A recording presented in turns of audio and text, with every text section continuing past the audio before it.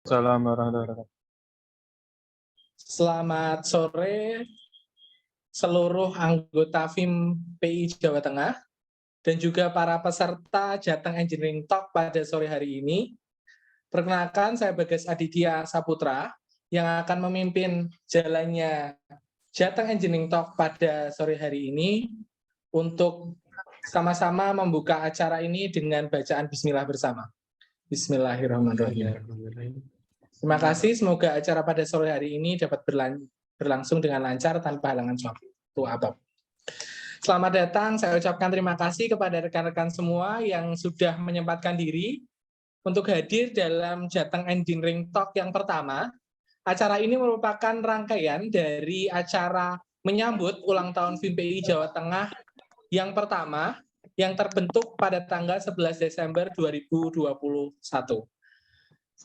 Forum Insinyur Muda Persatuan Insinyur Indonesia Wilayah Jawa Tengah ini merupakan salah satu wadah organisasi turunan dari Persatuan Insinyur Indonesia yang mewadahi kaum muda, khususnya kaum insinyur di bidang keinsinyuran di usia di bawah 35 tahun untuk sama-sama berkembang, untuk sama-sama berkolaborasi, memberikan sumbangsihnya untuk kemajuan bidang keinsinyuran tidak hanya di wilayah Jawa Tengah, tapi bisa memberikan impact yang luar biasa kepada Indonesia. Karena PII merupakan wadah bagi Persatuan Insinyur Indonesia untuk memberikan kontribusinya untuk membangun bangsa secara utuh. Pada kesempatan Jateng Engineering Talk pada sore hari ini akan membahas mengenai pengenalan Building Information Modeling atau BIM dari Departemen Perencanaan dan Konstruksi FIM PII Wilayah Jawa Tengah. Pada sore hari ini, yakni akan disampaikan oleh Insinyur Wawarisa Alnoviskar ST MTIPP dan Saudara Yudanto Wicaksono ST. Adapun susunan acara pada sore hari ini, yang pertama adalah pembukaan, kemudian dilanjutkan dengan Mars PII, selanjutnya adalah sambutan dan perkenalan FIM PII Jawa Tengah, kemudian sesi narasumber pertama dan sesi narasumber kedua, kemudian sesi tanya jawab dan diakhiri dengan penutup. Jadi saya ingatkan kepada peserta untuk sesi tanya jawab dilaksanakan setelah materi sesi pertama dan sesi kedua. Nanti di sana juga sebelum sesi tanya jawab akan disediakan link Zoom untuk pembagian sertifikat bagi peserta maupun panitia. Untuk selanjutnya, yakni menyanyikan lagu Mars PII. Monggo silahkan.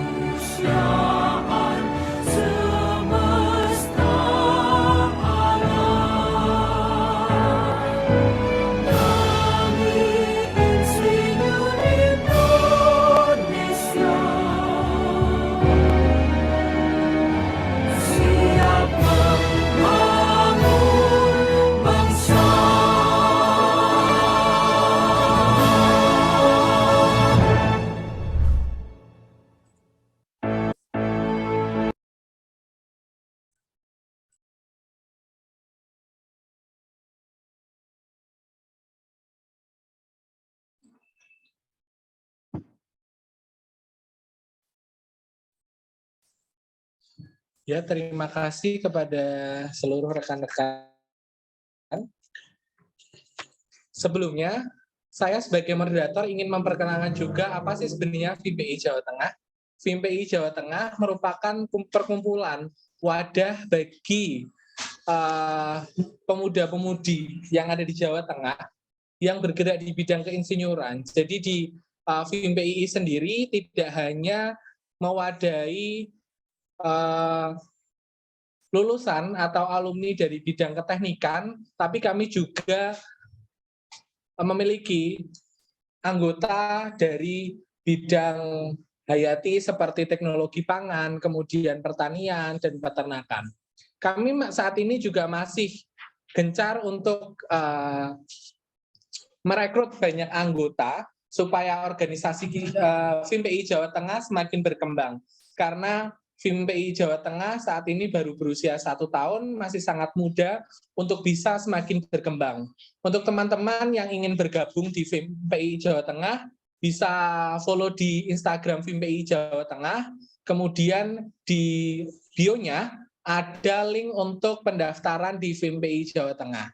Nanti di sana ada langkah-langkahnya bagaimana cara untuk bisa bergabung di FIMPI Jawa Tengah. Jadi di FIMPI Jawa Tengah mewadahi alumni yang bergerak di bidang keinsinyuran usia di bawah 35 tahun.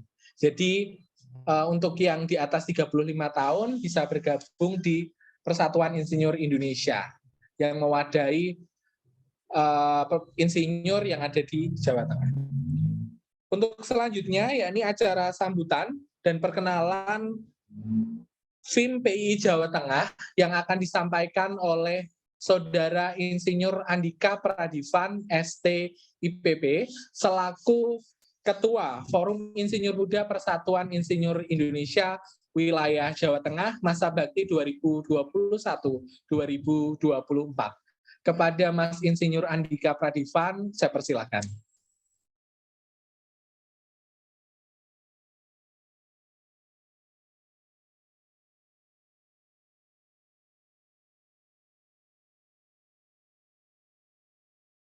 Ya. Baik, apakah suara saya terdengar? Halo, Assalamualaikum. Sudah, Mas. Jelas, Mas. Ya. Silakan. Ya.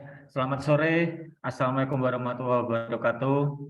Selamat sore, Waalaikumsalam warahmatullahi wabarakatuh. Bismillahirrahmanirrahim. Yang pertama-tama yang saya hormati Mas Adita selaku Wakil FIMPI Jawa Tengah beserta seluruh jajaran para pengurus FIMPI yang sudah menyediakan waktunya dalam melaksanakan acara pada sore hari ini, dan yang saya ucapkan terima kasih kepada seluruh para peserta yang mengikuti acara pada sore hari ini. Pada acara sore hari ini kita akan membahas tentang BIM, ya, Building Information Modeling. Ini salah satu aplikasi yang sangat-sangat berguna, hampir seperti AutoCAD, tapi ini mungkin lebih modern ya dari secara usia maupun secara generasi. Harapan saya pada sore hari ini teman-teman yang mengikuti acara pada sore hari ini mendapatkan manfaat, mendapatkan ilmu, mendapatkan suatu experience yang baru ya, sehingga nanti mungkin bisa diterapkan pada kehidupan teman-teman masing-masing. Sekali lagi saya ucapkan terima kasih kepada para peserta, para pengurus yang sudah berkenan hadir pada sore hari ini, pada malam minggu ini. Ini teman-teman mungkin pada malam mingguan agak terganggu karena kita mengadakan suatu sharing ilmu nih, tapi nggak apa-apa. Semoga ilmu ini sangat bermanfaat untuk kita semua, masyarakat dan instansi lainnya. Mungkin sambutan saya cukup sekian. Saya ucapkan terima kasih kepada semuanya. Untuk acara saya buka. Terima kasih. Mungkin banyak kurang kata. Wassalamualaikum warahmatullahi wabarakatuh. Waalaikumsalam warahmatullahi wabarakatuh. Mohon maaf kalau banyak kekurangan. Terima kasih. Waktu dan tempat saya kembali ke moderator. Terima kasih kepada Mas Ivan atas sambutannya pada sore hari ini. Untuk Jateng Engineering Talk ini merupakan acara yang pertama dari Jateng Engineering Talk yang akan membahas mengenai pengenalan Building Information Modeling atau BIM dari Departemen Perencanaan dan Konstruksi. Jadi, rencananya kami akan mengadakan Jateng Engineering Talk ini sampai ada acara kelima. Kemudian untuk minggu depan, rencananya adalah dari Departemen Penalaran Ilmiah Pertanian dan Peternakan FIMPI Jawa Tengah dengan tema pengembangan Deep Learning Model untuk pemantauan awal penyakit pada sayuran berbasis Hyperspectral Imaging dan Teknologi. Jadi, setiap minggu kami FIMPI Jawa Tengah dalam rangkaian HUT FIMPI Jawa Tengah yang pertama akan mengadakan Jateng Engineering Talk dari berbagai departemen yang kami miliki di FIMPI Jawa Tengah. Ada juga dari Departemen Perindustrian, kemudian Departemen Sumber Daya Mineral dan Kebumian, dan Departemen Sumber Daya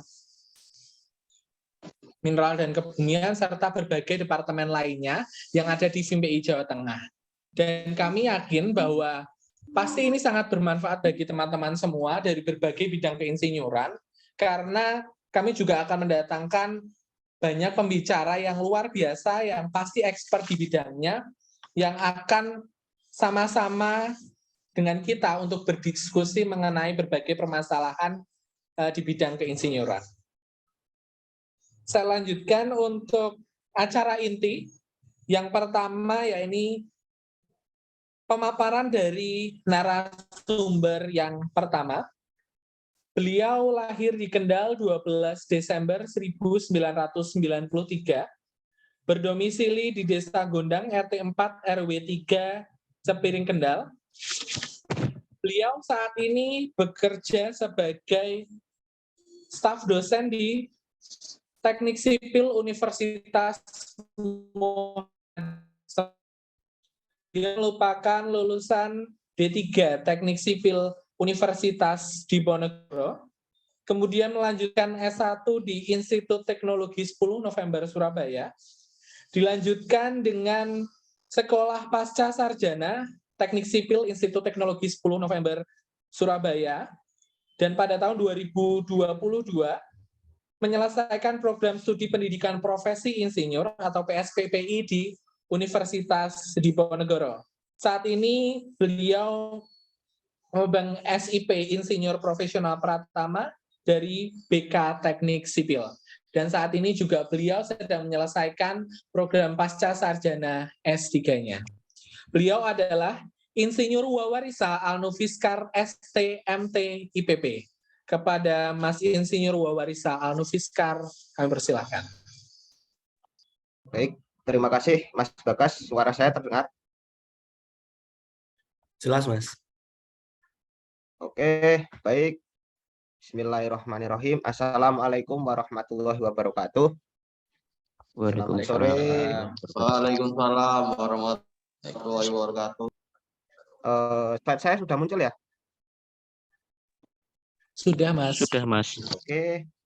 Jadi terima kasih atas waktunya teman-teman dan rekan-rekan pengurus. Di sini untuk sore ini saya akan mempresentasikan tentang pengenalan Building Information Modeling. Jadi di sini kita sharing, bukan langsung praktik menggunakan BIM. Seperti itu ya, saya tekankan terlebih dahulu. Apa sih BIM itu? BIM adalah representasi digital dari fisik dan fungsional sebuah bangunan atau objek.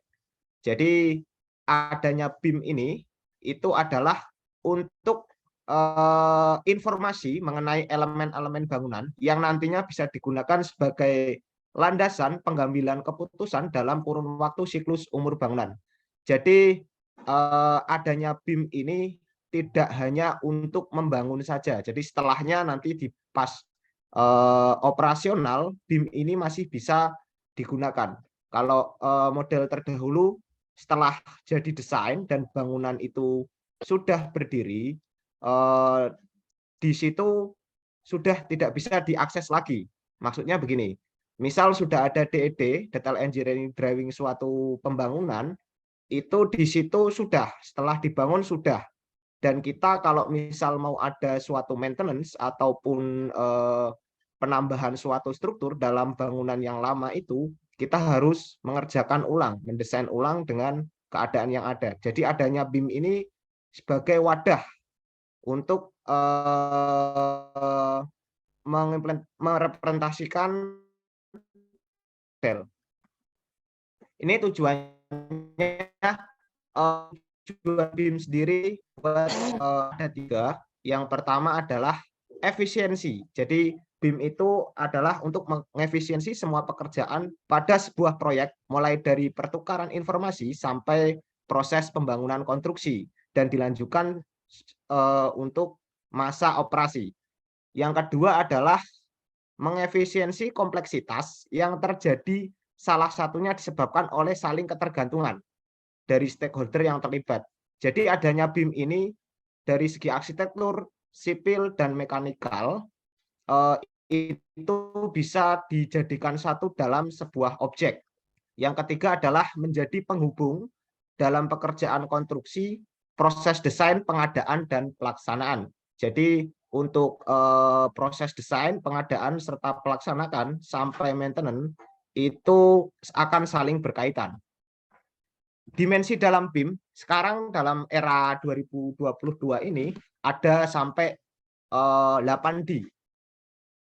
Kalau biasanya di desain dulu itu hanya ada di 3D, hanya dalam sampai tahap visualisasi. Untuk yang 4D yaitu adalah time, yang 5D adalah cost. Jadi dalam BIM itu dalam satu produk itu langsung bisa mengarah ke sampai dengan safety. Ini untuk levelnya. Ini saya ambil dari rekan saya, engineer BIM. Jadi untuk 100 itu adalah pre-design, 200 itu schematic design, 300 itu design development, 350 itu adalah construction documentation, yang 400 construction stage, dan yang 500 menjadi sebuah as-built, dulu namanya as-built drawing, kalau sekarang as-built total dari komponen-komponen yang akan dibangun. Ini bukan karya saya, jadi ini karya rekan saya. Ini adalah sebuah jembatan. Dulu kita hanya seperti ini sudah dilaksanakan. Tetapi ketika era adanya BIM, untuk pendetelannya bisa seperti ini.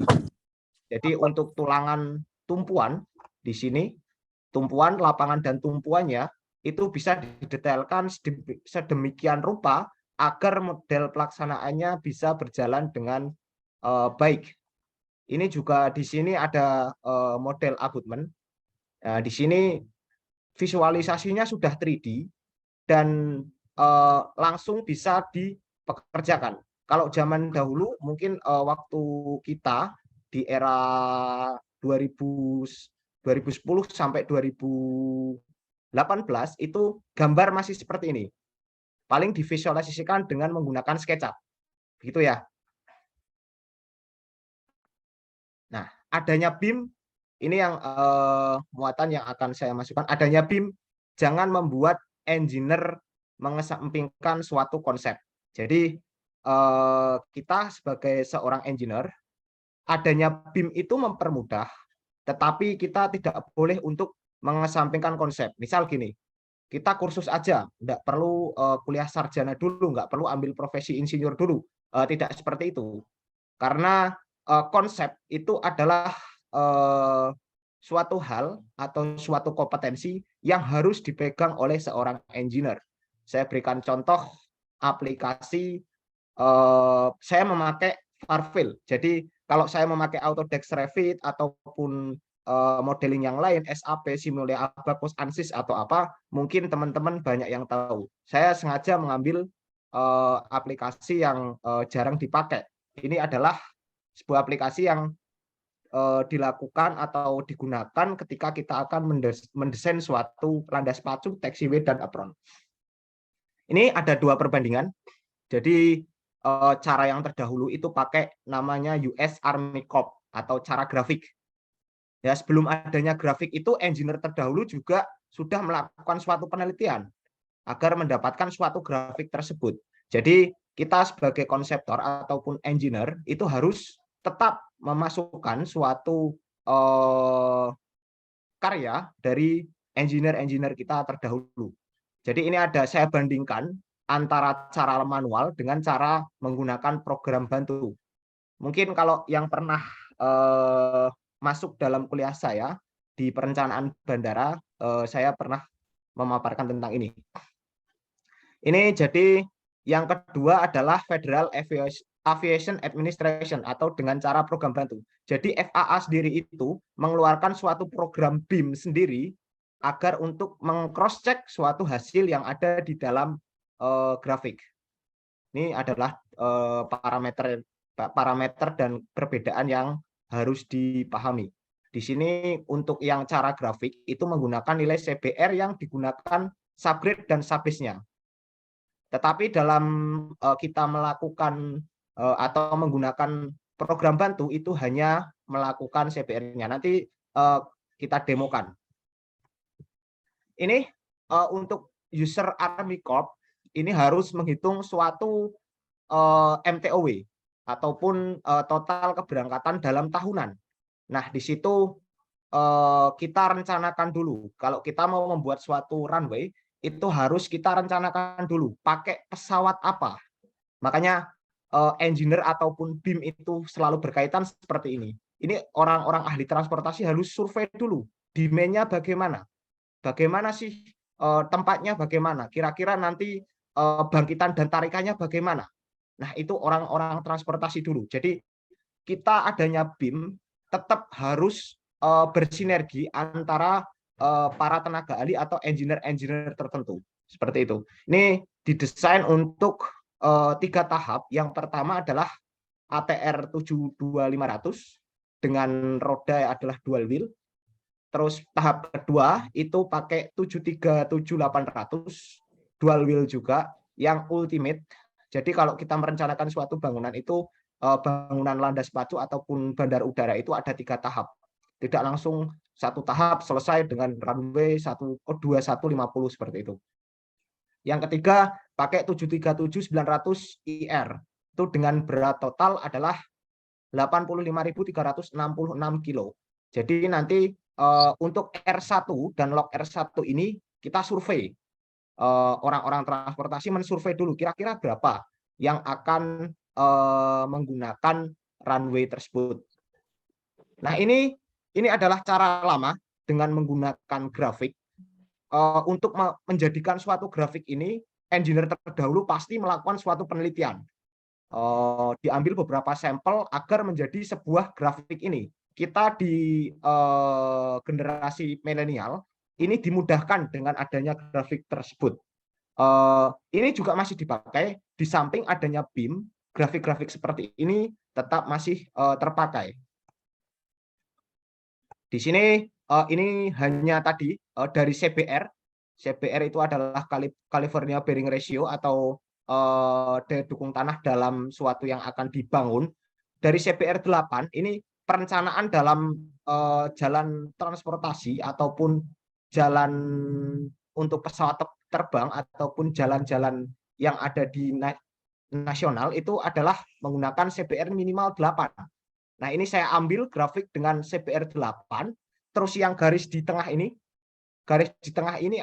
ada MTOW dan ini adalah annual departure ataupun total pesawat kira-kira. Nah, jadi orang transportasi ataupun engineer kita itu adalah kira-kira, tidak bisa pas berapa sih pesawat dalam tahunan itu akan datang. Nah, itu ada modelnya tersendiri sampai kita mendapatkan suatu annual departure. Ini dengan CBR 8 dengan MTOW-nya adalah 150.000 pounds dengan total kedatangan adalah 15.000, maka didapatkan tebal lapis suatu perkerasan adalah 28 inch. Ini pakainya masih inch.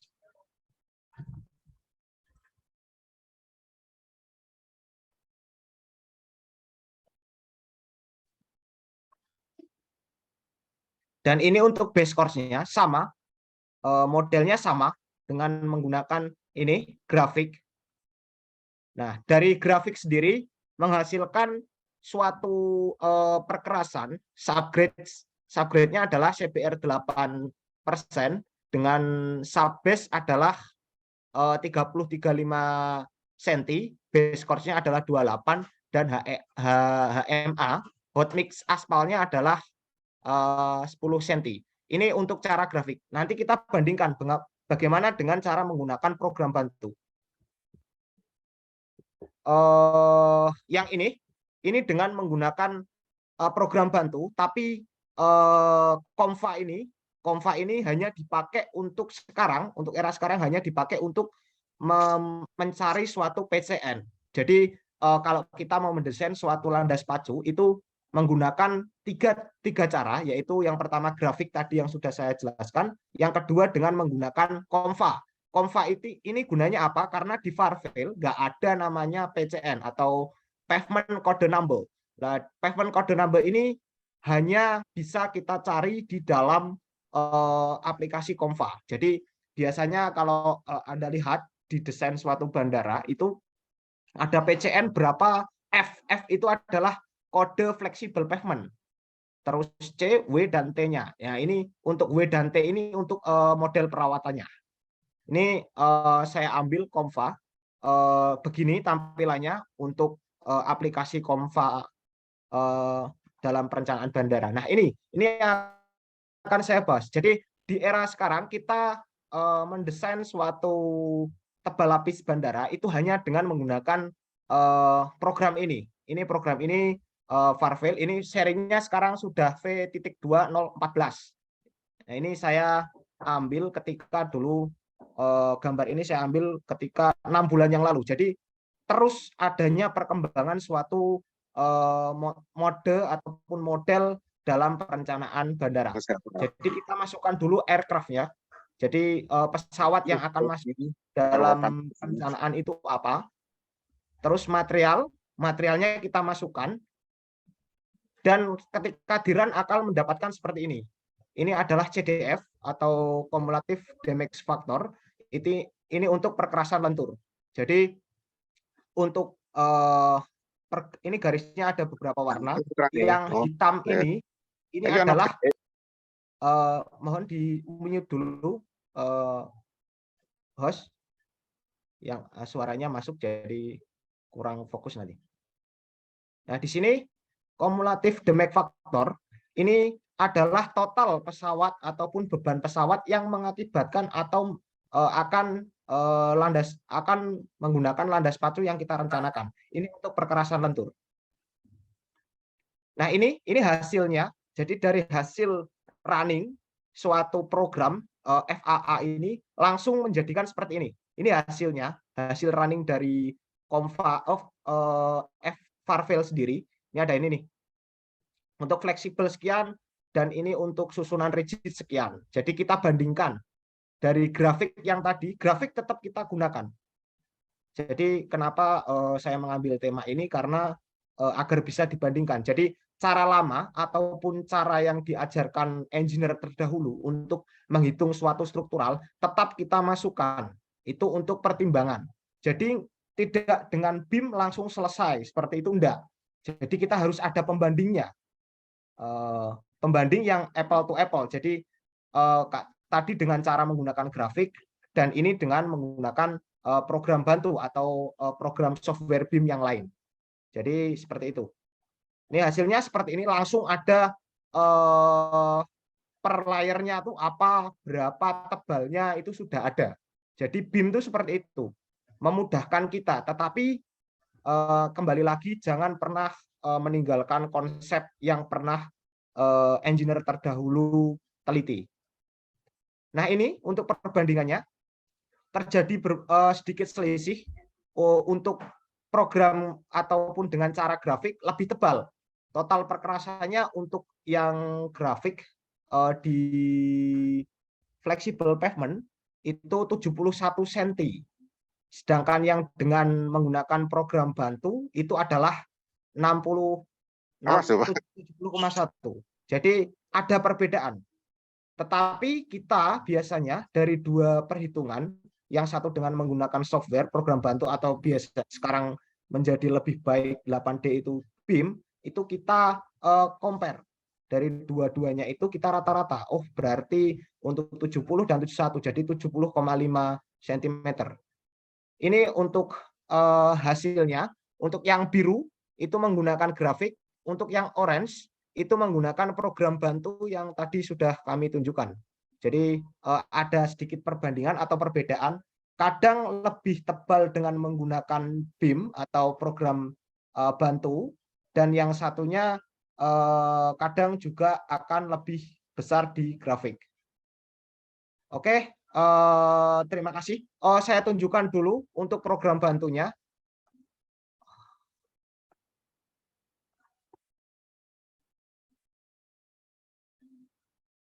Ini masuk ya, Pak Host, Mas Ivan atau yang lain masuk, sudah masuk ke dalam. Oke, Sudah masuk, Mas. Jadi di sini Masuk, Pak. Di sini kalian tinggal mengeklik ini. Nah, mengeklik di dalam program bantu ini mau membuat suatu apa? New flexible, berarti Anda akan merencanakan suatu landas pacu dengan menggunakan aspal ataupun perkerasan berbutir. Kalau di sini Anda new rigid, itu berarti Anda akan membuat suatu perkerasan dengan menggunakan perkerasan kaku. Nah, di sini kalian hanya memasukkan saja. Misal saya berikan contoh new flexible, ya udah. Nah, ini adalah standar FAA.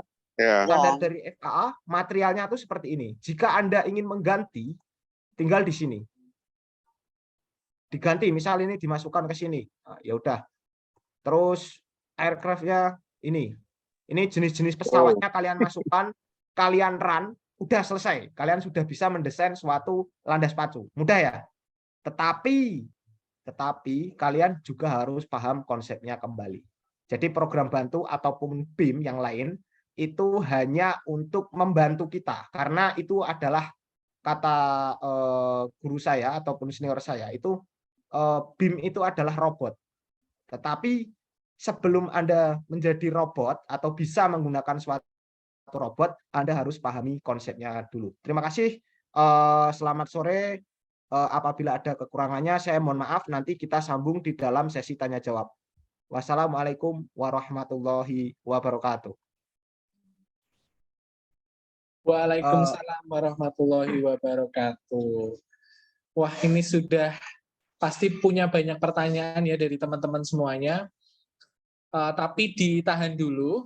Nanti sesi tanya jawab akan dilangsungkan setelah materi sesi yang kedua.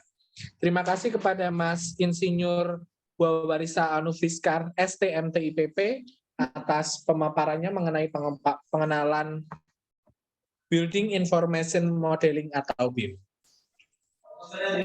Untuk materi sesi kedua akan disampaikan oleh Mas Yudanto Wicaksono. Beliau lahir di Surakarta 5 Oktober 1994. Beralamat di Jalan Klenteng Sari Raya nomor 27 Tembalang, Semarang. Saat ini beliau sedang menyelesaikan S2 Magister Teknik Sipil, konsentrasi manajemen konstruksi di Universitas Diponegoro, Semarang. Beliau juga merupakan alumni dari S1 Teknik Sipil Universitas Islam Indonesia, dan saat ini bekerja sebagai staf teknik di PT Firama Karya Persero Cabang Semarang. Kami persilahkan Mas Yudanto Wicaksono, ST, untuk bisa menyampaikan materi di sesi kedua. Oke, terima kasih. Suaraku terdengar? Halo? Suaranya terdengar? Halo? Terdengar? Halo? Terdengar, Mas. Oke. Bismillahirrahmanirrahim. Assalamualaikum warahmatullahi wabarakatuh. eh, mungkin untuk pengertian sudah di- dijelaskan ya sama eh, mungkin di awal mungkin share screen-nya ganti aja dulu deh, share screen-nya ganti di apa moderator atau itu. Kedengeran suara saya? Halo?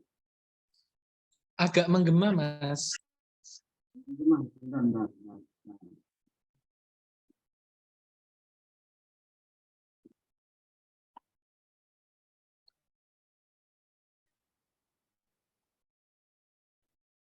Bentar, bentar.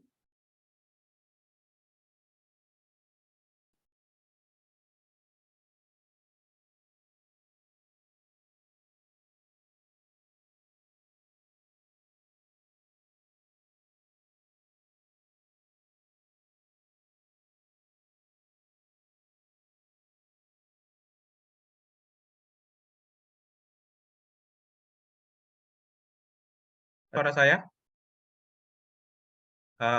Bagas? Dengar nih. Terdengar? Udah terdengar. Oke, oke, oke, oke, oke. Mungkin apa dari moderator ya yang apa share screen aja deh, biar nggak ini kayaknya apa kalau tak share screen malah error. Di share screen dulu PPT-nya.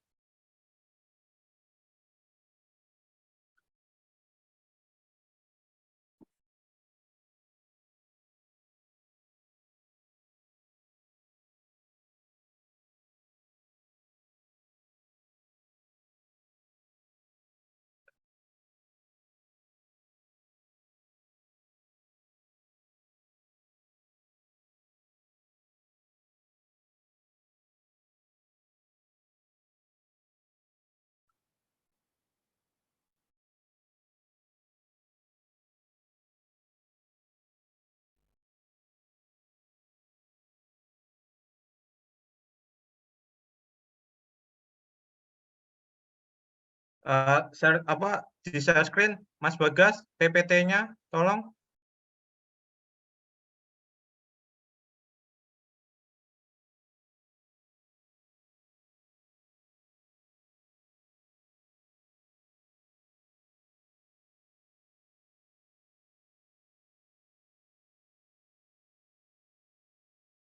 Halo? Oh, udah ya, udah. Oke, oke, oke. Udah masuk ya. Oke, di itu di full kan.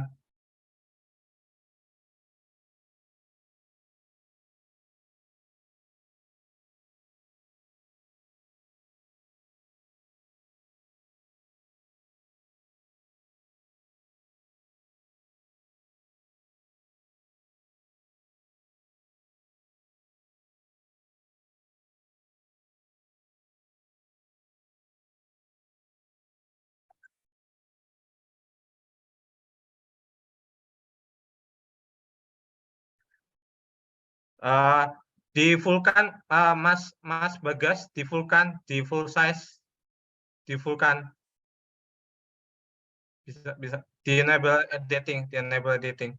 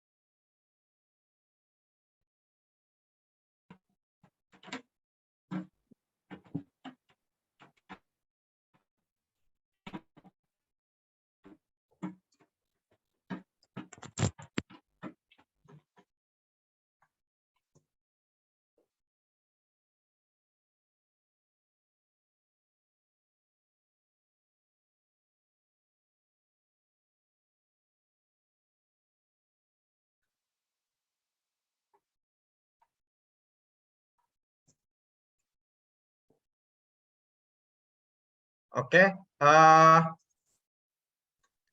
kan jadi kan Mas yang disampaikan sebelumnya Mas Wawar ini kan terkait dengan ini ya apa secara teknis.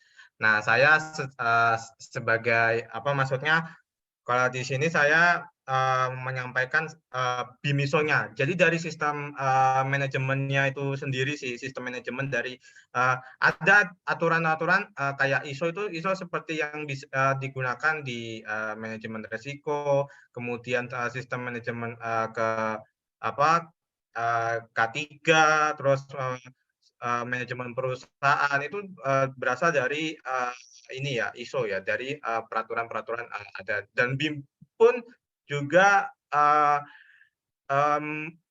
apa menggunakan peraturan itu dengan apa kita sesuai dengan apa kaitannya sama sama ini ya peraturan-peraturan BIM sendiri. Oke, next Jack, next. Nah, sedikit tambahan mungkin saya kan di BIM ini mungkin apa saya kan lebih banyak di ini ya kayak pelatihan di Revit, terus kemudian Civil 3D, terus Navisworks dan InfraWorks.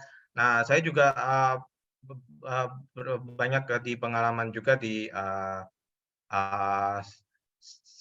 seminar BIM juga dan walaupun saya kerja di konsultan. Next. Nah, pengertian BIM ini mungkin saya tambahkan ya, karena di materi awal ini sudah ditambahkan. Next. Nah, Build and Information Modeling ini proses yang didukung ya berbagai alat dan juga kontrak melibatkan pembuatan ini ya pengelolaan representasi digital. Terus perangkat lunak ini digunakan oleh ini ya individu bisnis, instansi pemerintah merencanakan merancang seperti proyek di jalan, di gedung, terus bendungan. Kalau di Mas Wawar ini kan ini ya lebih apa terkait sama apa terkait sama dari transportasi ya, dan juga kayak pengaplikasian BIM itu ya seperti itulah untuk apa aplikasi. Jadi BIM ini kan sebenarnya ini ya lebih ke ya sebenarnya kalau di sebuah project itu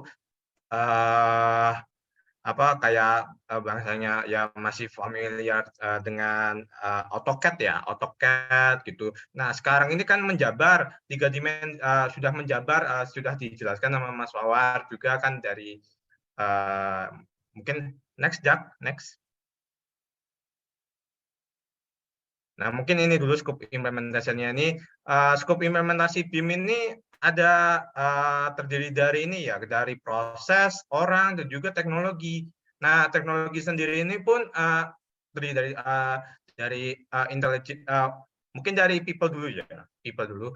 Mungkin dari kita pengguna aplikasi seperti yang aplikasi BIM sekarang, penggunaannya kayak ya kalau AutoCAD kan kalau di SMK kan sudah ini ya mungkin ya dari apa dari teknik kan kita harus tahu maksudnya untuk pengaplikasiannya itu seperti apa itu juga ya termasuk BIM juga ya.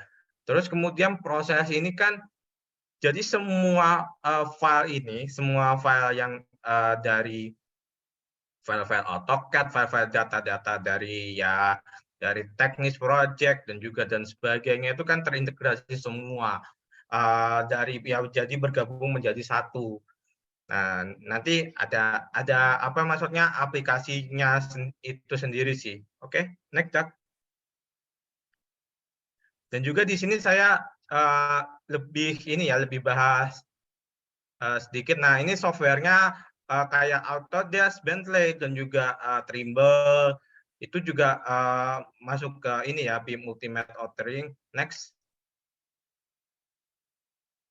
Nah, ini kolaborasinya. Jadi ya kolaborasi ini file-file yang project itu semua itu digabung jadi satu.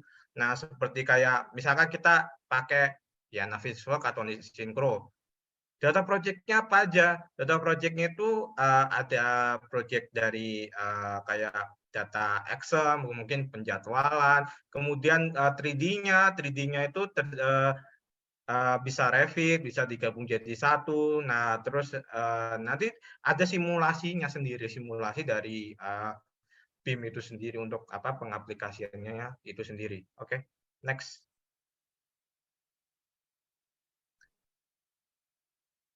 Nah, BIM itu ya seperti kayak ISO, ya ada aturannya, ada aturan dari berbagai ISO ya, ISO seperti K3, terus kemudian dari manajemen perusahaan, manajemen risiko, itu juga sudah terkait ya. Nah, di BIM sendiri ya juga punya ISO tentunya. Nah, ISO 9650 namanya di tahun 2018. Nah, yang satu ini terkait dengan konsep prinsip, yang kedua adalah tahap penyerahan aset, yang ketiga adalah fase operasional aset. Nah, ini yang kelima ini pendekatan orientasinya. Jadi pendekatan jadi ya dari orang ya yang sudah dilakukan sebelumnya itu kan ada kayak teknologi smart, terus teknologi dan juga integrasi ya semua. Oke, next. Nah, pengertian BIM ISO 19650 nih. Proses konstruksi biasanya melibatkan kelompok orang yang sangat besar dan sering berfluktuasi ya, bekerja sama periode waktu yang diperpanjang. Terlepas dari betapa hebatnya teknologi ya, untuk sosial, faktor budaya, dan juga lebih efektif. Sama yang dijelaskan sebelumnya dari Mas Wawar, lebih istilahnya lebih efisien, lebih pengaplikasiannya lebih efisien, lebih ya istilahnya tidak gimana mungkin next dulu Jack. Termasuk di dalamnya pemahaman, terus keseluruhan proses dari informasi ya, dari life cycle aset sendiri, kayak pengoperasiannya dari istilahnya pengguna softwarenya itu, terus aplikasinya lebih maksudnya lebih tertata, lebih istilahnya lebih lebih efisien sih sebenarnya untuk pengaplikasian itu sendiri. Terus ini adalah nilai sebenarnya dari ISO 19650 menyediakan kerangka kerja umum.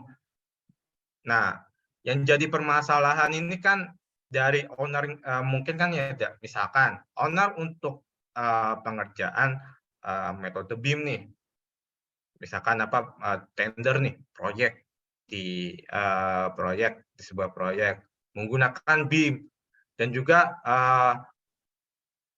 personilnya apa nih gitu, metode dari terus aplikasi yang digunakan apa aja nih gitu. Mungkin ya lebih istilahnya nanti bisa masuknya lebih ke ini ya, lebih ke stakeholder ya. Oke, next.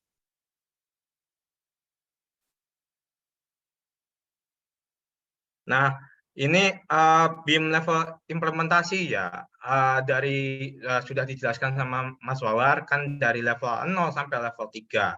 Level 0 kan berupa produknya itu berupa kertas, cuman berupa maksudnya ya gambar basic desainnya saja. Kalau sudah level 1, level 2 itu sudah aplikasi ya, sudah lebih ke istilahnya lebih ke 3D, lebih ke 2 dimensi, lebih ke 4D itu lebih ke biaya, 5D lebih ke 4D itu lebih time schedule, 5D lebih ke biaya. Nah, ini sudah terintegrasi semua gitu. Oke, next.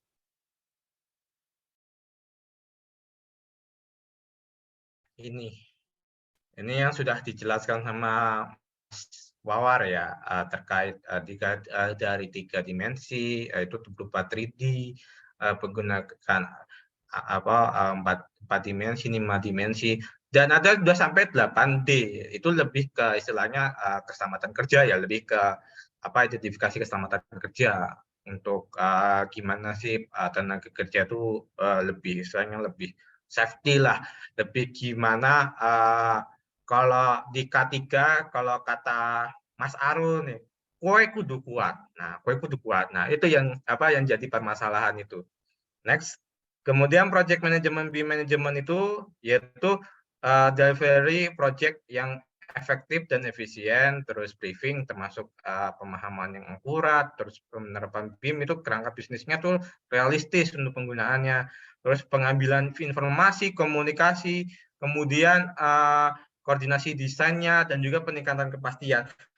Dan juga kan kita harus maksudnya berkomunikasi terus untuk maksudnya desainnya apakah desain itu apakah sudah sesuai apa belum? Apakah desain itu maksudnya ada yang kesalahan pada ini belum? Kalau misalkan ini kan juga ya apa lebih ini apa lebih lebih apa jadi kita harus maksudnya kita berkomunikasi terus apa aja kendala-kendala selama penggambaran ini apa aja perencanaan selama ini apa aja yang selama ini yang menjadi ya mungkin untuk ya supaya biar pengurangan resiko proyeknya itu yang keseluruhan. Oke, next.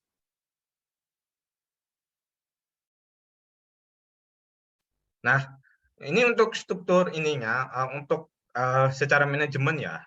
Jadi kalau misalkan untuk di bidang ini ya, di bidang kontraktor itu pun sendiri ya emang setara dengan ini ya, dengan misalkan project manager, site engineer, terus QC, QA. Nah itu kan dan juga BIM sendiri ada, maksudnya berdiri, maksudnya ya di bawah asistennya, di bawah apa ya ada sendiri nanti. Nah mungkin next. Ini adalah ini dulu ya apa project ekosistemnya. Ada empat untuk ekosistem BIM itu, yaitu Little BIM. Itu di mana menghasilkan di mana informasi BIM tersebut itu sedikit ya pihak disiplin ilmunya yang terlibat. Yang kedua adalah Big BIM itu, di mana informasi BIM tersebut sudah banyak pihak ya yang disiplin ilmu yang terlibat. Kemudian Open BIM. Nah, jadi untuk BIM itu sendiri kan ada .ifc ya, setiap aplikasi .ifc itu supaya biar integrasi terhadap aplikasi gitu untuk memasukkannya dari civil 3D. Misalkan untuk aplikasi Civil 3D, terus habis itu Revit, terus kemudian InfraWorks itu juga, nah Facebook pun juga menggunakan .ifc dan juga Tekla pun juga masuk juga gitu. Oke, next. Nah, ini dia. Ini yang secara manajemen ya. Misalkan kan misalkan di project ini ya, project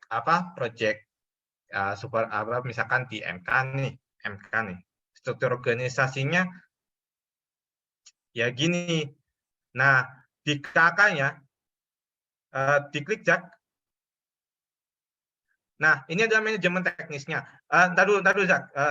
Nah, di hijau nih, tanda hijaunya di manajemen teknisnya itu. Nah, itu sesuai misalkan nih di dalam tender KK-nya ada terdiri dari ya biasa tenaga struktur MEP, arsitektur, K3, terus kemudian ada TA BIM. Nah, itu dan juga ya tenaga pendukung juga termasuk dari tender ya, termasuk tender, asisten dan sebagainya. Nah, itu kan yang dimintakan dari KK-nya dari tendernya. Coba next. Nah, manajemen BIM ini kan dari kumpulan personil ini pun ya ini kan sesuaikan dengan project ya. Sesuai project misalkan ya ini cuma contoh saja, contoh untuk istilahnya struktur organisasi ya di dalam project ya. Ya sesuai dengan kebutuhan yang ini kan, misalkan kan kalau yang dengan koordinator gitu itu kan semuanya dari, maksudnya ya itu tergantung kebijakan perusahaannya gimana nih untuk istilahnya penggunaan BIM di project untuk ya perusahaan, walaupun TA-nya itu sebenarnya ada, TA-nya sudah ada, Tapi dari untuk BIM koordinasi kan itu kan tergantung dari perusahaan dan juga tergantung ya manajemen teknisnya seperti tenaga ahli. Coba di next ya.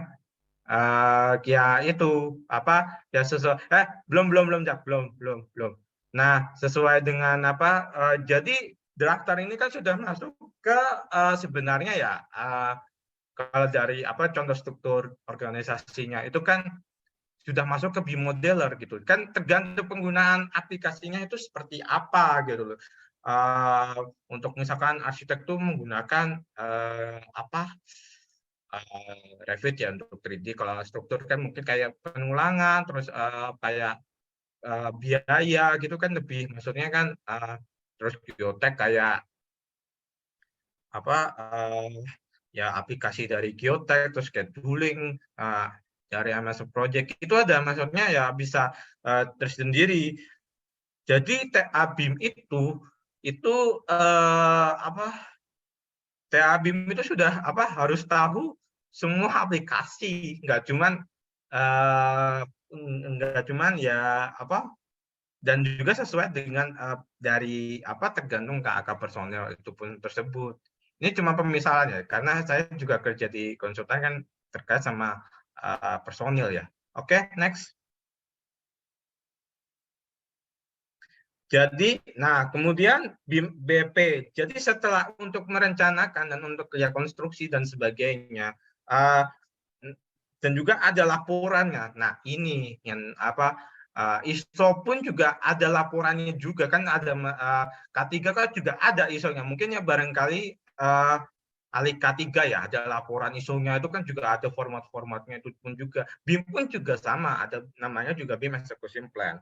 BIM Execution Plan itu dokumen pegangan, namanya juga dokumen pegangan yang disetujui oleh ya pemilik project atau yang memanage project dengan tujuan sasaran rentang waktu untuk pelaksanaan proyek. Jadi untuk kayak penggambaran itu pun sendiri juga ada waktunya juga, ada pengerjaannya sendiri. Ya kan namanya juga aplikasi kan. Aplikasi kan juga nggak begitu berat ya, nggak begitu berat terhadap aplikasinya itu. Oke, next ya. Terus yang berdasarkan ini BP itu adalah antara lain semua pihak itu harus memahami dan berkomunikasi. Intinya berkomunikasi untuk ya misalkan ada kendala perencana atau penggambarannya kok agak beda, atau kok penggambaran untuk dari sisi sudut dari kayak misalkan dari penulangan kok agak beda ya, kok nggak sesuai. Terus mungkin biaya itu lebih, maksudnya gimana caranya untuk ya biaya mutu dan waktu gitu. Terus kemudian yang kedua untuk organisasi yang terkait. Nah itu yang sebelumnya saya jelaskan, itu yang mengorganisasi untuk memahami peran dan tanggung jawab dan informasi proyek BIM. Yang ketiga, tim proyek akan dapat merancang proses eksekusi yang cocok bagi masing-masing disiplin ya, masing-masing ya penugasannya, tupoksinya masing-masing. Penugasan dari ya orang-orang yang kayak BIM koordinator, terus kemudian TA BIM ini sudah termasuk ke BIM manager, Terus kemudian rencana tersebut menggarisbawahi sumber daya tambahan, terus kayak pelatihan ya. Mungkin ada yang maksudnya kayak struktur lebih maksudnya aplikasinya Revit, terus 3D-nya, terus habis itu time schedule ke Navisworks, penggunaannya Navisworks, terus geotek aplikasinya apa, terus ya arsitek aplikasinya apa. Ya kalau misalkan BIM ya masing-masing punya tupoksinya masing-masing dari ya struktur organisasi tersebut gitu. Dan juga koordinator BIM ini yang untuk ini ya mungkin ya dari saya, dari konsultan itu bertanggung jawab untuk tahap desain dan konstruksi, terus menciptakan model BIM itu, desain BIM secara spesifik, terus koordinasi sama BIM modeler. Nah, itu yang terpenting BIM modeler. BIM modeler itu ya apa ya yang tadi awalnya yang kontraknya ya misalkan di KK nih.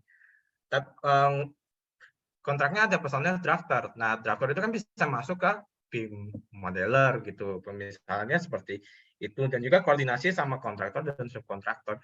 Jadi saling belum. Jadi langsung terintegrasi gitu loh. Jadi terintegrasi semua pekerjaan yang ada di project. Next. Nah, BEP itu termasuk laporan progres pekerjaan untuk desainnya, desain kayak menerbitkan, terus penulangan, terus habis itu dari tempat dan sebagainya. Terus habis itu diklik aja, diklik. Nah, belum. Nah, sampai situ. Nah, kan ada di laporan ini kan isinya itu kan ya dari semua. Nah, ada 3 dimensinya, 4 dimensinya. Kalau yang kayak technical project implementasi kan ini kan tergantung dari ownernya sendiri, gitu. Tergantung mau mintanya isinya dari laporan untuk BIM itu pun sendiri untuk pengerjaan perencanaan itu seperti apa gitu, kayak terus habis itu model manajemen. Next.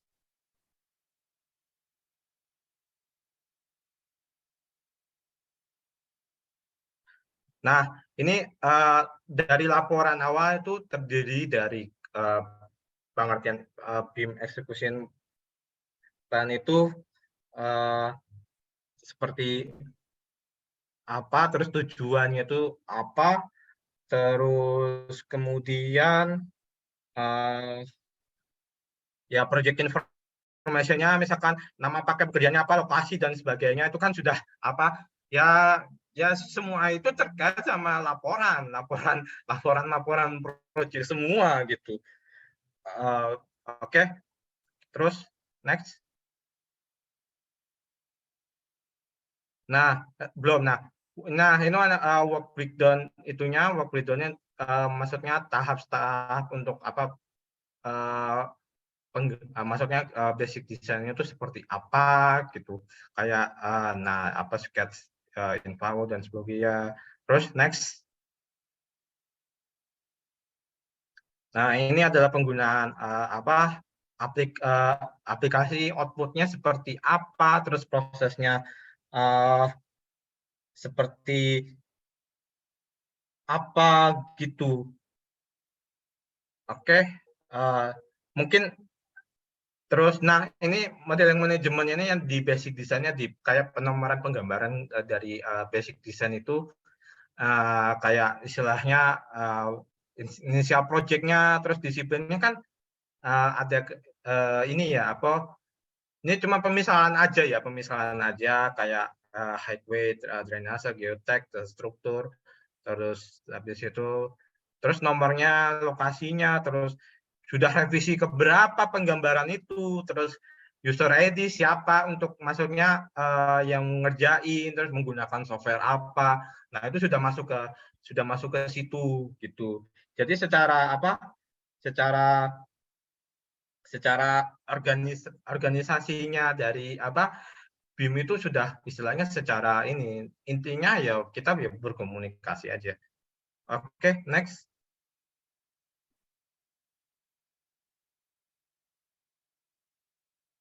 Nah, mungkin ya barangkali ya mungkin ada dari teman-teman yang untuk penggunaan BIM aplikasi itu seperti apa, terus dan juga habis itu gimana cara untuk kita untuk organisasi seperti maksudnya untuk terjadi kayak kesalahan desain atau gimana itu sudah ini ya sudah maksudnya ya maksudnya kita ya kalau misalkan ada kesalahan ya kita ya harus ya revisi. Emang proyek itu tidak semuanya benar gitu ya, tidak semuanya benar gitu ya revisi kalau misalkan sudah ada ini baiknya ya lebih baik ya gitu. mungkin saja segitu, sekian dari saya. Mungkin kita mungkin jawab maksudnya pertanyaan ya. Oke, saya silakan kepada moderator. Terima kasih. Assalamualaikum warahmatullahi wabarakatuh. Waalaikumsalam warahmatullahi Waalaikumsalam wabarakatuh. Waalaikumsalam warahmatullahi wabarakatuh. Wah, ini sepertinya banyak sekali materi yang sudah disampaikan oleh kedua narasumber, dan pasti masih banyak pertanyaan yang nantinya akan ditanyakan oleh para peserta pada sore hari ini. Setelah ini, kami akan membagikan presensi untuk sertifikat. Jadi mohon selama sesi tanya jawab, ketika tanya jawab berlangsung, bisa mengisi Google Form yang sudah kami bagikan di grup chat yang akan dibagikan oleh panitia. Nah, ini selanjutnya ya, ini sesi tanya jawab. Untuk yang pertama sudah raise hand. Sudah raise hand. Kita buka 3 pertanyaan dulu untuk narasumber. Untuk yang pertama yang sudah raise hand, Mas Insinyur Rioni Rizky A, STMT IPP. Monggo Mas, bisa disampaikan pertanyaan dan bisa open cap. Baik, terima kasih Bapak Moderator. Ya, bagus sekali ya materi yang diberikan oleh kedua narasumber, sangat motivasi sekali. Mungkin yang saya tanyakan ini, karena kan saya berada di daerah nih, Bapak narasumber, posisinya di Jambi. Memang BIM ini sendiri memang belum terlalu familiar di proyek-proyek yang pemerintahan khususnya di APBD. Nah, mungkin untuk di proyek-proyek yang sifatnya APBN atau yang besar itu memang sangat dibutuhkan sekali yang namanya aplikasi atau program yang menggunakan BIM tadi. Nah, yang ingin saya tanyakan, kalau secara manajemen sendiri, BIM ini sendiri posisinya di posisi kontraktor kah atau di konsultan? Kemudian bagaimana mengkombinasikannya untuk penerapan BIM itu sendiri? Nah, tadi dijelaskan di situ posisinya di konsultan. Nah, untuk kontraktornya seperti apa? Maksudnya bagaimana penerapannya di lapangannya itu seperti apa praktisnya? Nah, kemudian juga kita kan biasa menggunakan AutoCAD, kemudian juga menggunakan program struktur seperti SAP 2000 ya. Nah, itu kan ada level, ada jenjang tadi, jenjang level 1 dan 0, kemudian 2 sampai 3 tadi levelnya. Nah, kemudian kalau yang aplikasi yang biasa kita gunakan ini masih jenjang apa nih? CAD sama SAP tadi. Terus bagaimana mengkombinasikannya itu antara mengintegrasikan sehingga memang menjadi yang dikatakan benar-benar menjadi suatu BIM gitu. Gitu, Pak. Mungkin itu aja yang ingin saya tanyakan. Terima kasih.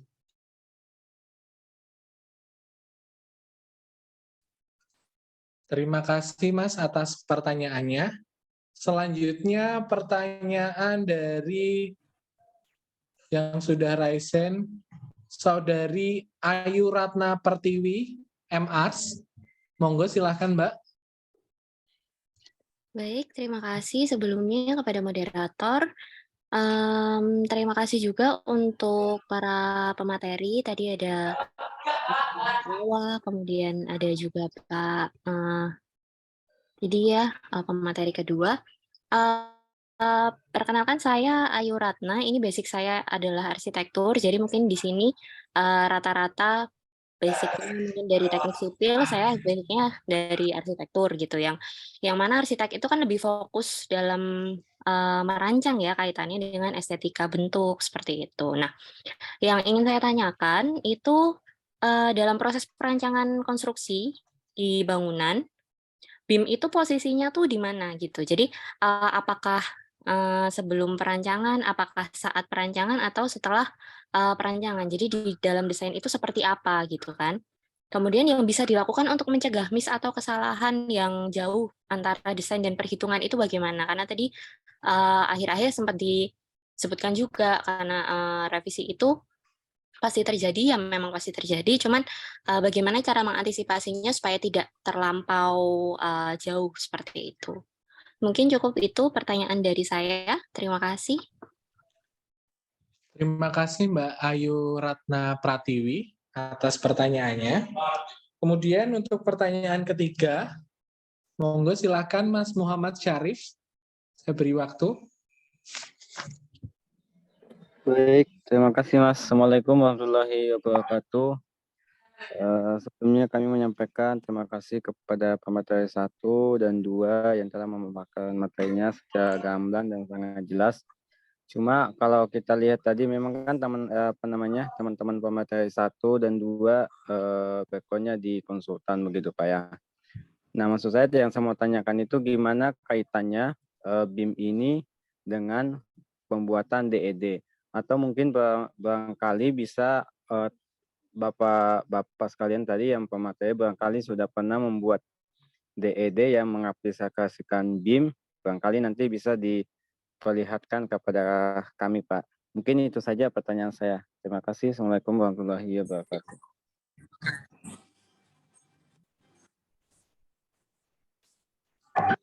Baik Mas, terima kasih Mas Muhammad Syarif atas pertanyaannya. Untuk yang pertanyaan pertama dari Insinyur Rioni Rizky AST MTIPP bisa dijawab oleh Mas Yudanto Wicaksono mengenai BIM. Monggo silakan Mas Yudanto.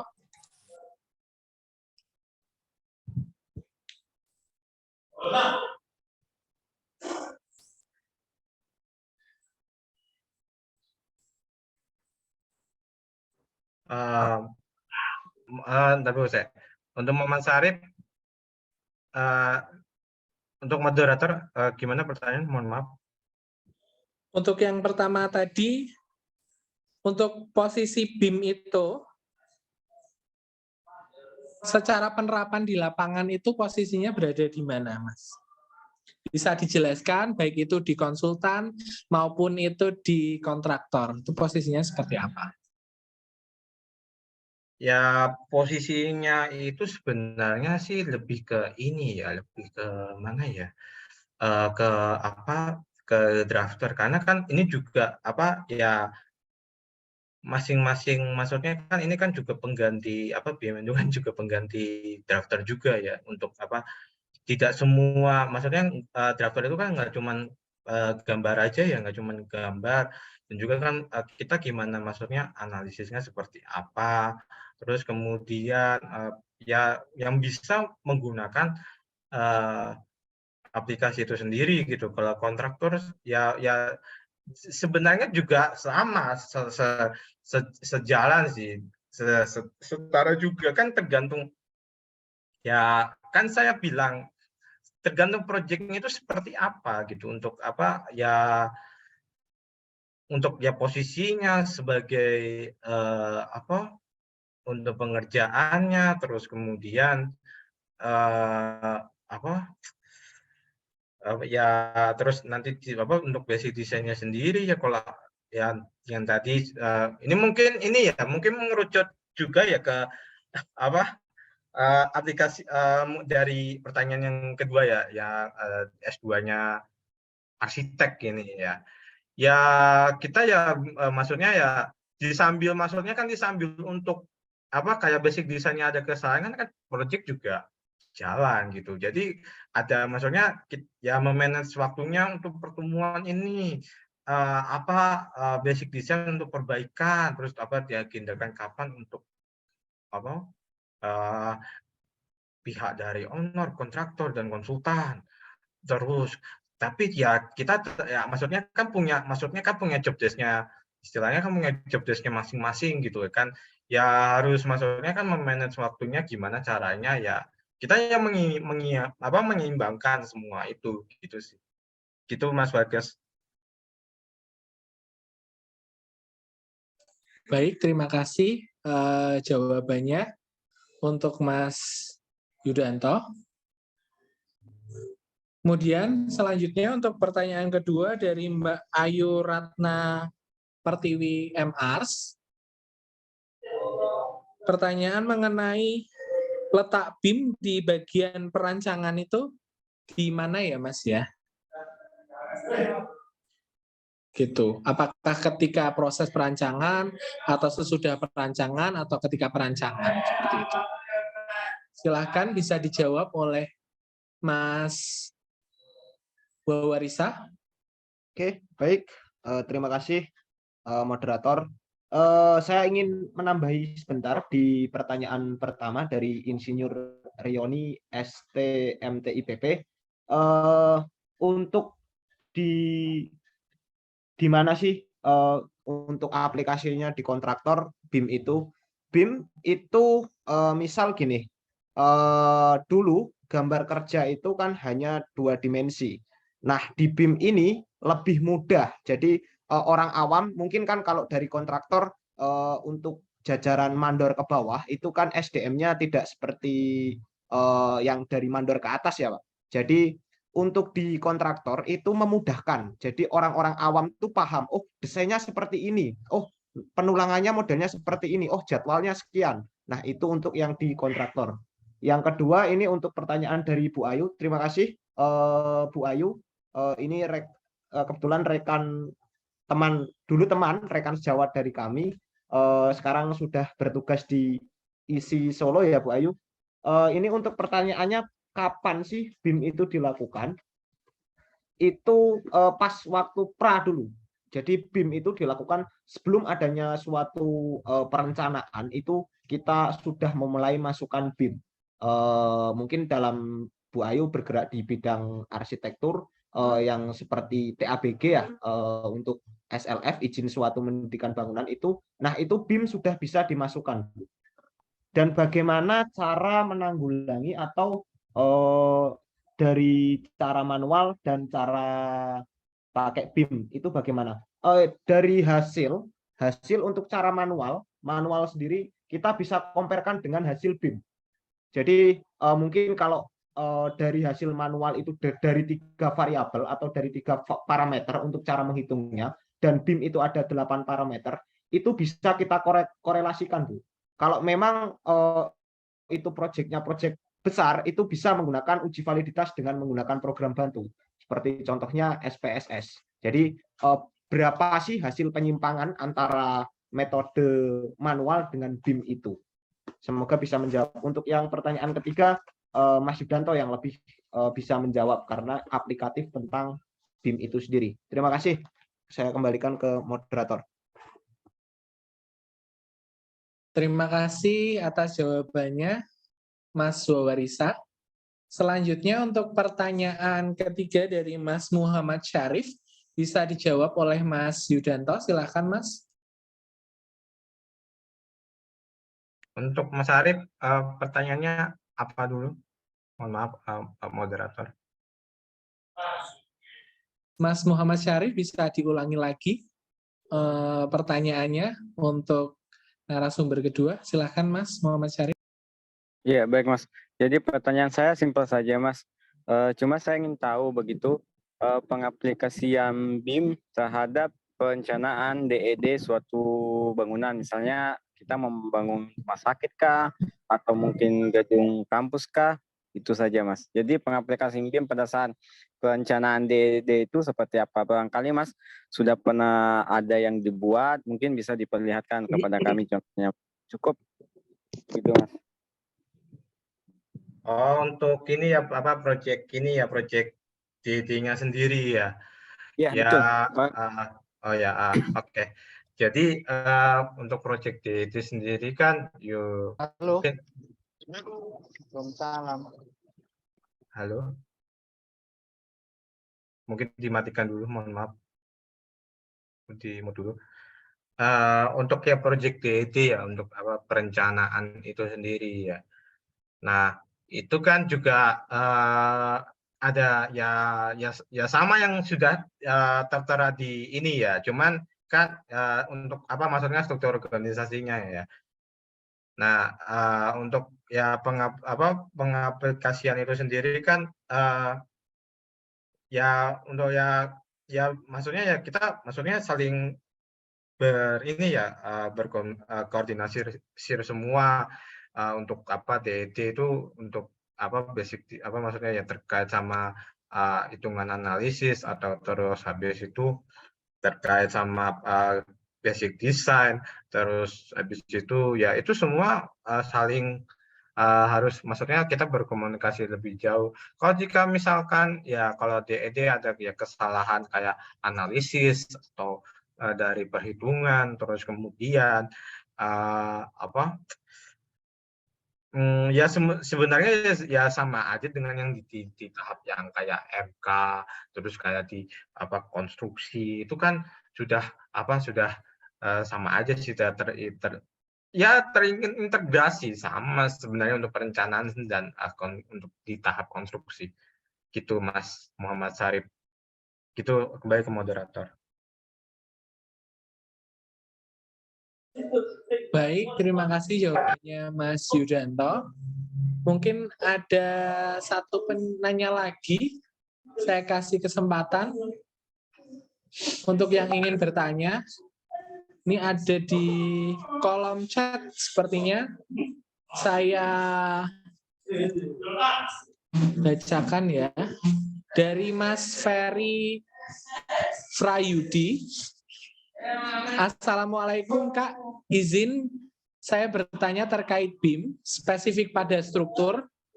Berapa persen keakurasian software struktur untuk menghitung struktur tersebut? Ataukah tetap harus ditinjau secara manual kembali? Itu Mas mengenai aplikasi BIM, bisa dijawab oleh Mas Yudanto Wicaksono. Monggo silahkan Mas. Untuk pengaplikasian sih ya itu juga tergantung dari project juga sih. Kadang kan ya kadang ada yang benar, kadang ada yang emang ya setiap project itu kan ada punya ya kadang tidak sesuai dengan di lapangan toh. Ya harus masuknya survei, harus kalau yang struktur itu kan dari kita berdasarkan pedoman gitu berdasarkan SNI terus kemudian SNI dan sebagainya itu kan disesuaikan gitu misalkan untuk momennya untuk kayak tekan terus tariknya gimana untuk momennya terus untuk jumlah pengulangannya itu ada berapa itu sudah kuat atau belum ya kita ya harus maksudnya ya yakin gitu dan juga kita juga sesuaikan sama peraturan SNI itu pun juga gitu kembali ke moderator.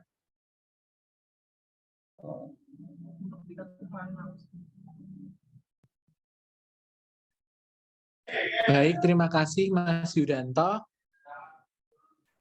Ini ada beberapa pertanyaan lagi. Oh ini, ada pertanyaan satu Mas, satu lagi nggih untuk pertanyaan dari Mas Supriyadi. Izinkan nama saya Supriyadi mau menanyakan dari metode BIM, kendala apa yang paling sering dihadapi sehingga membuat pelaksanaan pekerjaan proyek menjadi lama? Itu Mas, bisa dijawab oleh Mas Yudanto. Jadi mengenai kendalanya seperti apa? Oh, untuk kendala metode BIM ya. Sebenarnya kendala metode BIM-nya itu lebih ke ini sih, lebih ke emang yang untuk proyek ya harus maksudnya komunikasinya itu. Yang ini gimana untuk kesalahan-kesalahan terhadap desain itu seperti apa. Terus kemudian desain kesalahan desainnya itu besar apa kecil atau itu gitu. Kalau besar kan kita omongan untuk komunikasi yang lebih maksudnya lebih jelas sedikit gitu untuk kesalahan untuk lebih kejelasannya itu seperti apa sih gitu loh untuk untuk kendalanya kalau misalkan besar kita diomongkan untuk berkomunikasi untuk gimana solusinya untuk proyek itu supaya tidak, maksudnya, dan juga biar supaya tidak lama. Sebenarnya juga lebih ke ini sih, lebih ke istilahnya lebih ke kayak penggunaan kayak untuk basic design itu pun sendiri, kendala terbesarnya apa, sedang itu apa, kecil itu apa, ya kita harus dikomunikasikan. Ya lama itu sebenarnya ya komunikasinya itu gitu loh, komunikasinya itu yang agak lama. Kalau project ya emang tetap jalan gitu sih. Gitu, kembali ke moderator. Oke, terima kasih Mas Yudanto. Untuk pertanyaan terakhir ada satu lagi dari Mas Agus Hadi. Izin bertanya, untuk langkahnya itu dari software apa saja ya Kak? Kalau dulu kan kita pakai 2D dari AutoCAD dan bikin 3D-nya di 3D Max gitu. Itu berarti seputar aplikasinya. BIM itu seperti apa? Bisa dijawab, Mas Yudanto? Kalau aplikasinya, kalau 2D kan ya sudah termasuk CAD, itu kan termasuk basic design ya. Kalau 3 dimensi kan ya kayak seperti Revit, terus Tekla, ya lebih ini kayak untuk memodelkan penggambarannya itu pun sendiri, supaya biar tahu untuk tampaknya itu pun sendiri itu bagian apa gitu, untuk maksudnya dari kolom, dari kolom, terus balok itu seperti apa gitu ya. Kalau 3D sih macam-macam, ada Revit, Tekla itu udah termasuk ini gitu, tapi juga bisa integrasi sama kayak bisa ngitung volume, bisa kayak materialnya itu berapa, terus maksudnya dijumlahin jadi berapa untuk biaya materialnya itu sih. Gitu Mas, kembali ke moderator. Wah, terima kasih. Sepertinya materinya masih banyak yang bisa kita bedah. Nanti akan kita adakan acara yang sama yang khusus membahas tentang BIM ya rekan-rekan semuanya. Setelah sesi tanya jawab ini, saya mengingatkan lagi untuk para peserta yang sudah mengikuti acara pada sore hari ini bisa mengisi presensi untuk pembuatan sertifikat acara Jateng Engineering Talk yang pertama ini yang sudah disediakan panitia di kolom chat sampai nanti berakhirnya acara Zoom pada sore hari ini. Dan untuk acara selanjutnya, setelah acara sesi tanya jawab, yakni acara penyerahan sertifikat kepada narasumber 1, yakni Mas Insinyur Wawarisa Alnufiskar, STMT IPP, yang pada kesempatan sore hari ini diwakilkan oleh Wakil Ketua FIM PII Wilayah Jawa Tengah, Dr. AGR Adita Sri Prabakusuma, SPMSC IPM. Serahkan secara simbolis. Ya, terima kasih kepada Mas Insinyur Wawarisa Alnufiskar, STMT IPP. Beliau Ketua Bidang Konstruksi dan Perencanaan Forum Insinyur Muda Persatuan Insinyur Indonesia Jawa Tengah yang telah menyampaikan materi mengenai pengenalan engineering software BIM ini. Materi presentasinya sangat detail dan sangat menarik. Setelah ini, FIM PII Jawa Tengah berencana untuk memperdalam pemahaman BIM ini. Dimohon kepada Mas Insinyur Wawarisa berkenan untuk kembali berbagi ilmu, dan silahkan rekan-rekan peserta yang ada di sini juga dapat berpartisipasi pula. Nanti akan kami informasikan melalui Instagram kami. Dengan ini, kami dari FIM PII Jawa Tengah menyerahkan sertifikat penghargaan kepada Mas Insinyur Wawarisa. Mohon diterima, Mas, dan semoga sukses selalu. Terima kasih Mas Adita atas kesempatannya untuk menjadi narasumber, dan semoga FIM PII Jawa Tengah semakin jaya. Alhamdulillah, terima kasih. Wassalamualaikum warahmatullahi wabarakatuh. Waalaikumsalam warahmatullahi wabarakatuh. Warahmatullahi wabarakatuh. Selanjutnya ini penyerahan sertifikat untuk narasumber yang kedua kepada Mas Yudanto Wicaksono yang akan diserahkan oleh Mas Dr. AGR Adita Sri Prabakusuma SP MSc IPM. Monggo silakan Mas Adita. Terima kasih kepada Mas Yudanto Wicaksono, ST. Semoga kuliah S2 di Undipnya segera selesai, Mas. Beliau Wakil Ketua Bidang Konstruksi dan Perencanaan Forum Insinyur Muda Persatuan Insinyur Indonesia Jawa Tengah telah menyampaikan materi yang sangat menarik mengenai engineering software BIM ini dan khususnya juga menyampaikan beberapa study case ya yang ada di tempat kerja Anda di BUMN PT Virama Karya. Materinya juga sangat menarik dan sistematis. Kami masih sangat mengharapkan sharing ilmunya dan pengalamannya untuk acara pendalaman materi BIM ini di kesempatan yang akan datang.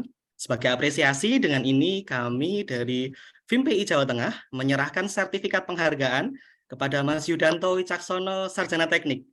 Semoga sukses selalu, Mas. Dan kami tunggu partisipasinya di forum pelatihan-pelatihan dan sharing berikutnya. Terima kasih. Sebelumnya terima kasih banget ya, mungkin ya masih ada kurangnya juga ya, walaupun yang masih lebih wajar lagi juga untuk menyampaikan materi BIM itu sendiri ya. Amin ya, kan saya lagi ongoing untuk lulus S2 ya. Amin ya, mudah-mudahan bisa lulus S2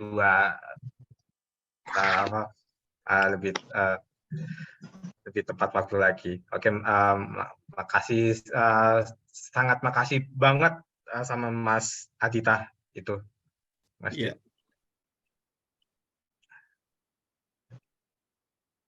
Terima kasih Mas Yudanto Wicaksono.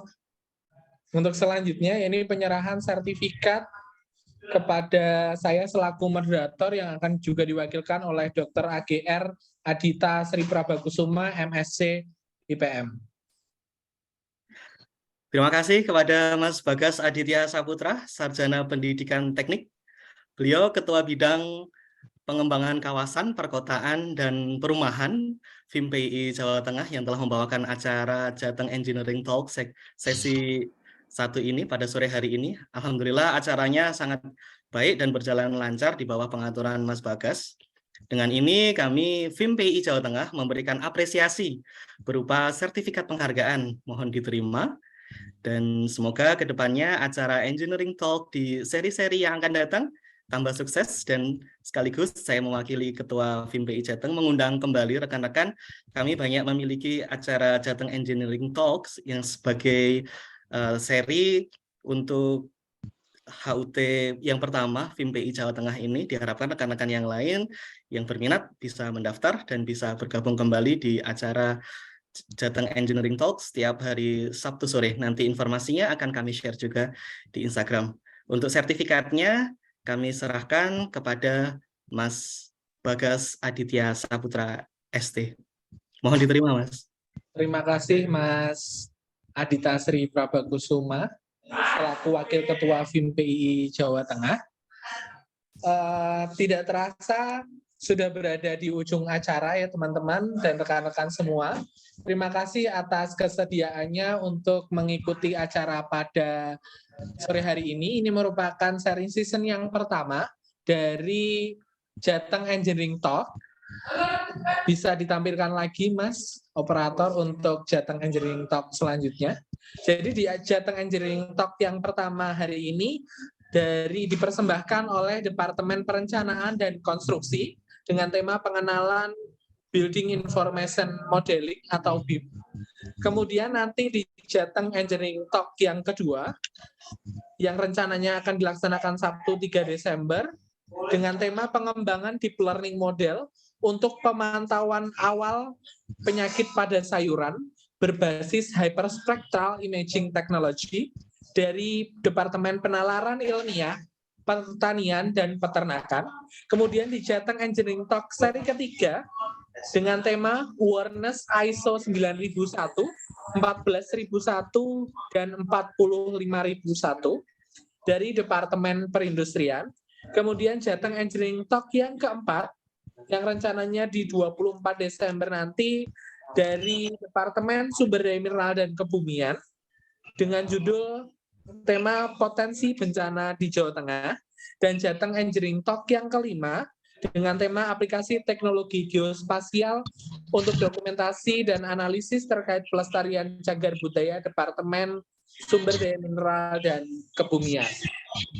Jadi sangat banyak departemen yang ada di FIMPI wilayah Jawa Tengah. Jadi untuk teman-teman yang ingin bergabung di FIMPI Jawa Tengah, bisa langsung join saja di FIMPI Jawa Tengah lewat bio-nya. Pendaftarannya ada di bio Instagram FIMPI Jateng.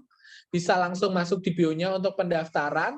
Nanti bisa menyesuaikan di bidang-bidang keinsinyurannya masing-masing, karena di FIMPI Jawa Tengah adalah salah satu FIM yang lengkap memiliki sumber daya di setiap departemennya, mulai dari Departemen Pengembangan Kawasan Perumahan, kemudian Teknologi Pangan, pengembangan kawasan perumahan, kemudian ada dari peternakan, ada dari kelautan, ada juga dari perindustrian, ada juga dari pertanian, dan masih banyak lagi bidang-bidang keinsinyuran yang bisa kami wadahi untuk sama-sama berkolaborasi dengan teman-teman semua untuk sama-sama membangun Jawa Tengah pada khususnya dan membangun Indonesia pada umumnya. Sekian dari saya. Sebelum mengakhiri acara pada sore hari ini, mari teman-teman bisa on cam dulu untuk bisa berfoto bersama dengan seluruh peserta dan panitia. Bisa on cam terlebih dahulu. Nanti bisa di foto terlebih dahulu untuk Mas Zaki, silakan.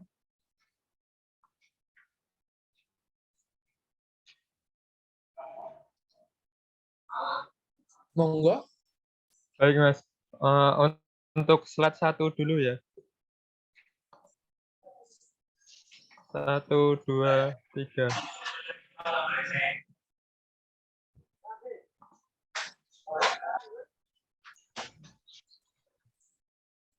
Selanjutnya slide 2.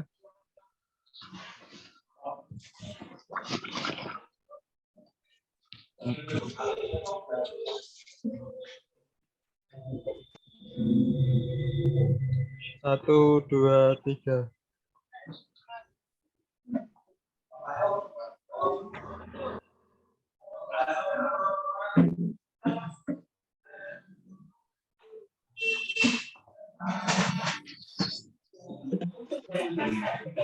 Oke, siap.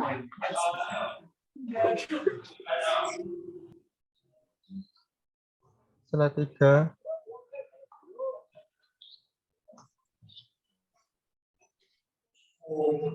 Slide 4.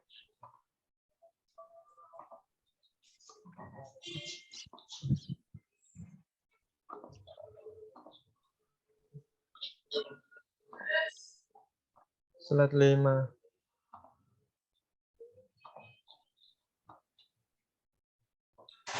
Sudah Mas Bagas.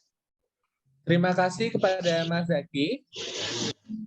Mengingatkan kembali bagi yang belum mengisi presensi untuk sertifikat, kami tunggu untuk mengisi sertifikatnya. Link Google Form-nya sudah kami bagikan di kolom chat. Kemudian untuk materi yang sudah dipaparkan oleh narasumber 1 dan narasumber 2 nanti akan kami bagikan melalui grup WhatsApp. Itu bagi yang belum mengisi materinya, mengisi presensi untuk sertifikat, kami tunggu. Terima kasih atas kesediaan rekan-rekan semua untuk mengikuti acara Jateng Engineering Talk seri pertama dalam rangkaian HUT FIMPI Jawa Tengah yang pertama tahun 2022. Kami nantikan di Jateng Engineering Talk seri kedua di Sabtu 3 Desember 2022.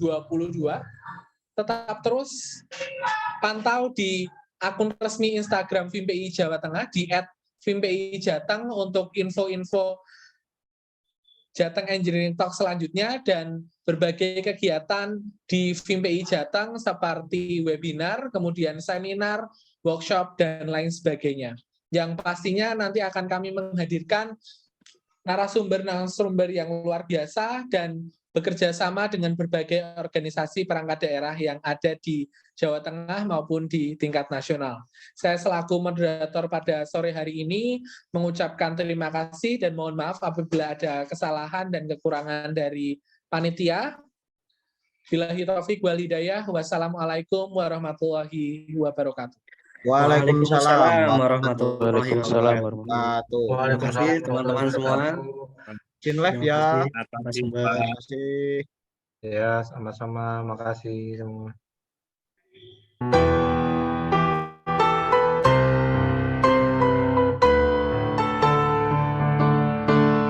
Insinyur Indonesia senantiasa menjunjung tinggi integritasnya, bekerja sungguh-sungguh dengan semangat, profesionalismenya, utamakan keluhuran budi, amalkan ilmu dengan kompetensi, berikan yang terbaik, selalu yang terbaik sebagai karya baktimu.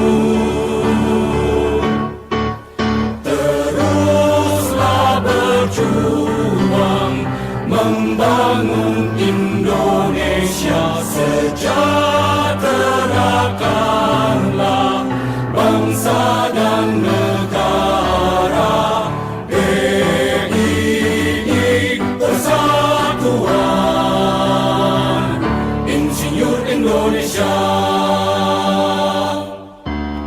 Insinyur Indonesia senantiasa menjunjung tinggi integritasnya, bekerja sungguh-sungguh dengan semangat, profesionalismenya, utamakan keluhuran budi, amalkan ilmu dengan kompetensi, berikan yang terbaik, selalu yang terbaik sebagai karya